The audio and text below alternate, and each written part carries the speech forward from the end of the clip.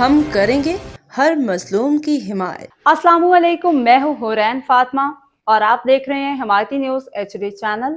نظر ڈالتے ہیں آج کی اہم خبروں پر۔ SHO Gadap city inspector Javed Ahmed Abro نے غیر صحت مند چھالیہ مین پوری کی سمگلنگ ناکام بنا دی۔ کراچی سے چیف کرائم رپورٹر حاجی عبدالغنی باریجو کی رپورٹ کے مطابق SSP ملی ڈاکٹر عبدالخالق پیرزادہ کے سخت احکامات کے بعد SHO گڈاب سٹی جاوید احمد ابرو نے منشیات فروشوں اور منشیات فروشوں کے خلاف سخت کارروائی کی۔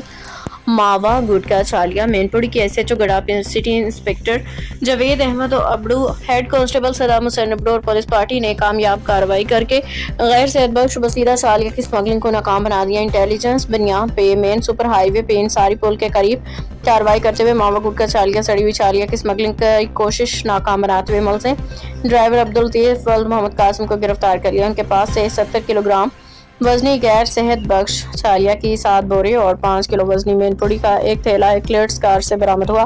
چھالیہ کی 7 بورے اور ایکلیٹس کار قبضے میں لے کے کارروائی کار ڈرائیور عبداللطیف کے خلاف مقدمہ درج کر کے تفتیشی حکام کے حوالے کر دیا گیا ہے۔